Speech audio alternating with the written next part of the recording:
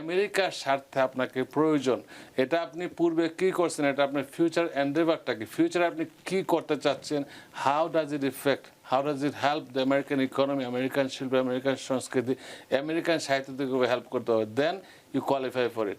EB3 যেটা skilled unskilled worker, এইখানেই সমস্যা হচ্ছে, যেখানে এমপ্লয়ার আছে ওইখানেই কিন্তু প্রতারণাটা শুরু হয়। EB1-এর মধ্যে যেগুলো বলে শিল্প, সাহিত্য, সংস্কৃতি, যে কোনো পেশায় আপনি যদি ফিল্ম ইন্ডাস্ট্রি বলেন, যে কোনো পেশায় আপনি যদি এক্সট্রাঅর্ডিনারি এবিলিটি থাকে আপনি EB1 এতে কোয়ালিফাই করেন। EB2 হচ্ছে দুই ক্যাটাগরি, একটা হচ্ছে স্কিল এবং NIW, একটা হচ্ছে যেখানে কোনো এমপ্লয়ারের প্রয়োজন হয় না, যেখানে কোনো লেবার সার্টিফিকেট নাই, এমপ্লয়ার নাই। EB1, EB2 এবং EB3 এই ভিসাগুলো আসলে কি, এটা একটু আমাদের জানা দরকার। এই তিন ক্যাটাগরির মধ্যে আসলে মৌলিক পার্থক্যটা কোথায়? ধন্যবাদ রানা ভাই। এই বিষয়টা এখন বিশ্বজুড়ে প্রচলিত, বাংলাদেশের আগে এটা অনেকেই মনে করে নতুন কোনো সুযোগ আসছে। এই সুযোগটা অনেক বছর যাবৎ ছিল, কিন্তু আমরা বাংলাদেশের যে জিনিসটা ধরি এটা না পচায় ছাড়ি না, this is a problem. So EB1 যেটা হচ্ছে অনেকগুলো ক্যাটাগরির মধ্যে, EB1-এর মধ্যে যেগুলো বলে শিল্প, সাহিত্য, সংস্কৃতি, যে কোনো পেশায় আপনি যদি ফিল্ম ইন্ডাস্ট্রি বলেন, যে কোনো পেশায় আপনি যদি এক্সট্রাঅর্ডিনারি এবিলিটি থাকে আপনি EB1 এতে কোয়ালিফাই করেন।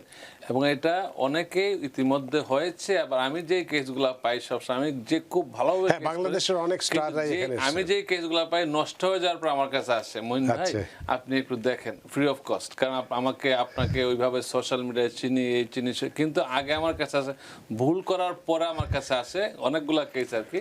সো তারা দেখা যায় যারা কোয়ালিফাই করে তারা ডেফিনেটলি পাওয়া উচিত। এর মধ্যে অনেকেই কম্পেয়ার করতে চায় যে XYZ এক্স পাইলে আমি কেন পাবো না, আমি তার সমকক্ষ কিনা বা তার মধ্যে পড়ি কিনা, তাই সে একটা জায়গায় যেন তেন করে ফাইল করলো।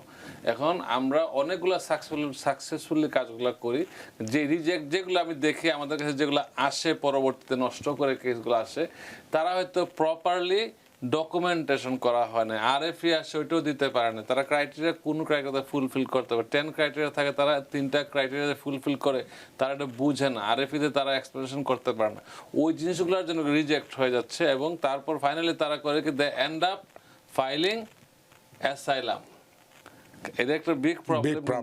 সে কিন্তু এই সময়ে যেতে যেতে সে কিন্তু 1 বছর টাইম চলে গেল তার। এখন অনেকে আর এইগুলার মধ্যে অনেকে এমন মুখরোচক বিজ্ঞাপন দেয় মনে হয় যে কালকে সে গ্রিন কার্ড পেয়ে যাচ্ছে। That is the point. So আপনারা প্রতারণা শব্দটা আপনি ব্যবহার করেছেন, সতর্ক থাকতে হবে। আপনি আসলে যদি ফাইল করতে হয়, যে কোনো একজন অ্যাটর্নি যারা আমরা এই কাজগুলো করি, আপনি যেহেতু সরাসরি একজন অ্যাটর্নির সাথে কথা বলতে পারছেন, ওয়াই আপনি আমার স্টাফের সাথে কথা বলে শেষ করবেন? আপনি অ্যাটর্নি সরাসরি কথা বলতে পারছেন কনসালটেশন ফি দিয়ে। আপনাকে বুঝতে হবে আপনি কোয়ালিফাই করেন কিনা।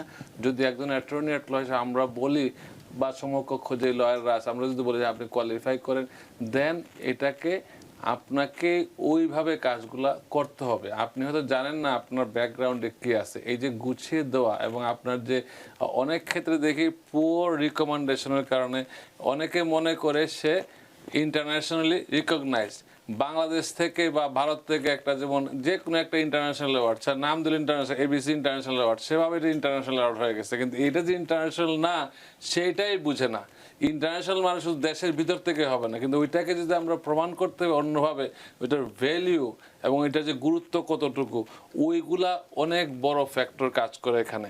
সো EB1 হচ্ছে, আবারও বলছি, আপনাকে যে কোনো ধরনের যদি দেশের শিল্প, সাহিত্য, সংস্কৃতি, একাডেমিক এইসব বিষয়ে যদি আপনি এক্সট্রাঅর্ডিনারি এবিলিটি হয় আপনি অ্যাপ্লাই করতে পারেন। কিন্তু আগে আপনার রেজিউমি দেখে যাচাই বাছাই করতে হবে, প্রফেশনাল রেজিউমি দেখে আসলে আপনি কোয়ালিফাই করেন কিনা।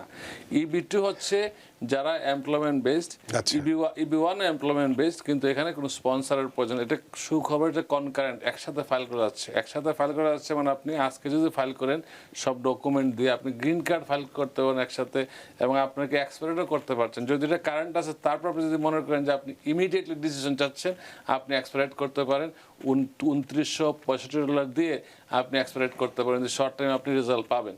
EB2 সেম ধরনের, EB মানে এমপ্লয়মেন্ট বেসড, EB2 নাম্বার 2 আসলো NIW। EB2 হচ্ছে দুই ক্যাটাগরি, একটা হচ্ছে স্কিল এবং NIW একটা হচ্ছে যেখানে কোনো এমপ্লয়ারের প্রয়োজন হয় না, যেখানে লেবার সার্টিফিকেট নাই, এমপ্লয়ার নাই।